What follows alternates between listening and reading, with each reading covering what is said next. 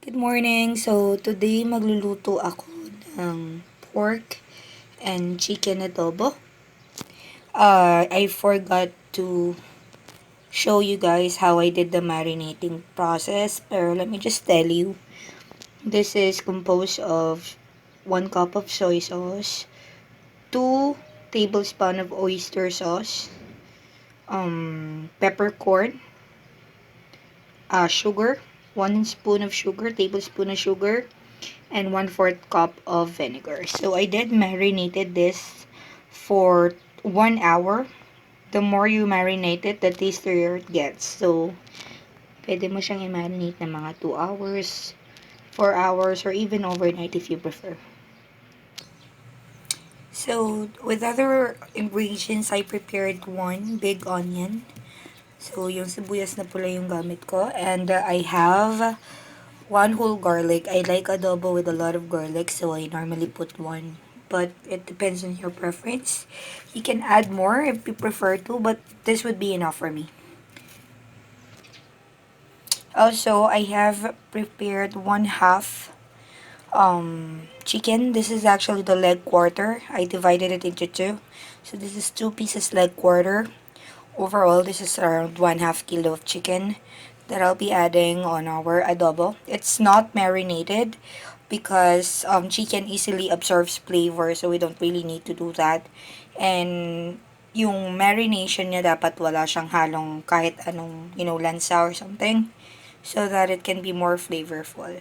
As soon as we cook and the pork is okay, that's when we add this. So, this is how the onion should look like. Yung normal lang na chop. And the garlic, I like it not really minced. Gusto ko may chunks pa din siya kasi it tastes better when you eat it after you cook it. So, let's start cooking. Nagpapainit lang ako ng ating pot. Then, right after that, we will start the cooking process. So, I'm just going to put a very minimal oil kasi mag-oil naman na yung ano natin. So, this is around 1 tablespoon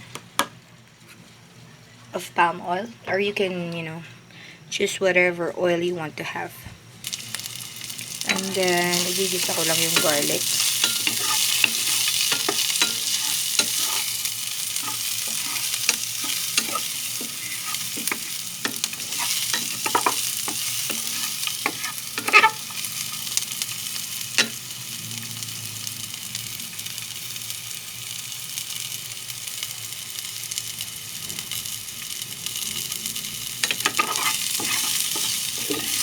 Until it gets a bit brown. You don't have to overcook the garlic because as I've mentioned, I like it with chunks pag kinain ko siya. And then let's put the marinated adobo already. Okay. So, ito po yung aking, hold on. So, ito yung na-marinate kanina. We did marinated this for 1 hour, but you can marinate it for longer if you want it to be more, tasty. So, hayaan lang natin siyang kumulo. Cover the pot and leave it there for 5 minutes. So, after 5 minutes, let's see. Already, okay. So, we have what we were looking for. Haluin lang natin.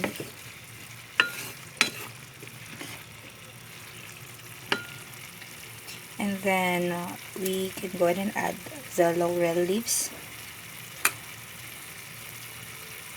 Hindi ko to sinama sa marinating process because I don't wanna empower the soy sauce and vinegar.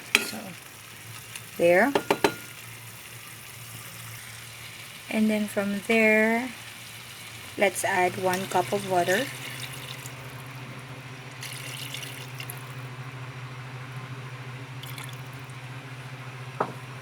And then wait for 10 minutes before we put the next ingredients.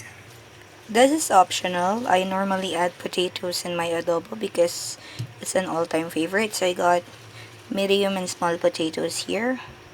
So let's get and wash them first. So ganyan ang cut niya. It depends on you. The bigger the cut is, the sooner you should be joining this with your pork. But I'm okay with this. It's a chunk, so I like it bite size. Okay, so from here, I'm gonna be adding another ingredient, which is our onions.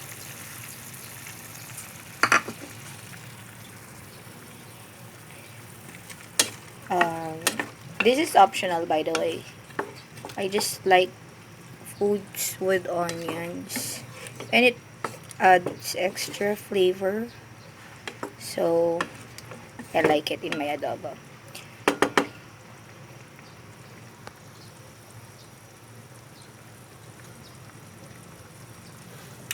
Bango na niya. But it's not yet done. So let's cover it for 10 minutes. Okay, so let's check already.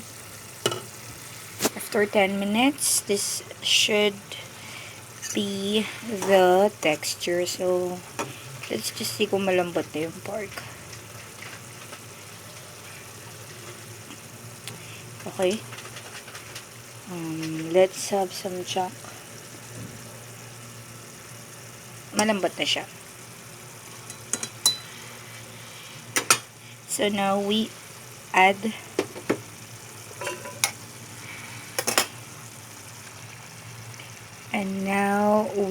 added the chicken na, and then let's just mix it.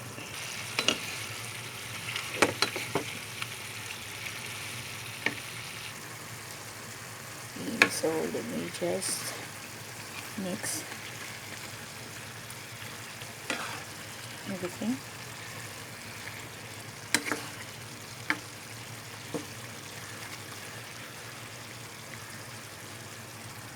Okay, so let's sit for another 5 minutes, and then we'll be back. Okay, so after 5 minutes, let us see.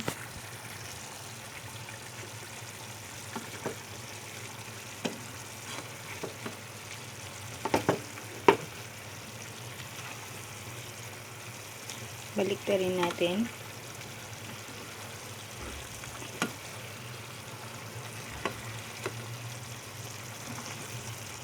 Make sure na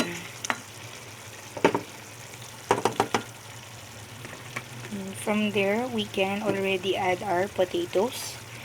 Again, the potatoes are optional. I like potatoes, so I add it in my adobo. And don't mix it. We don't want it to be starchy, so I just have it steamed. So there, let's cover this for around 10 minutes in a low fire. Hindi siya masyadong malakas dapat.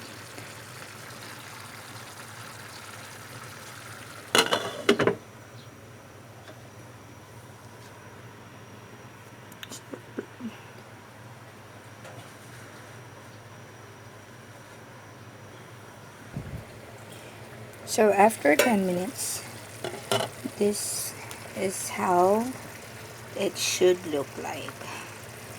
So haluin lang natin siya, hindi pa siya luto.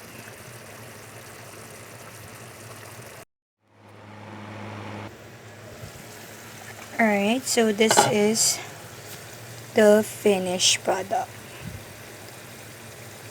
So nakikita nyo doon, oil na siya na may konting sauce. Pero this should be it. All of the ingredients is already cooked. Potato, the meat, chicken, all tender. We should be all set. Thank you so much.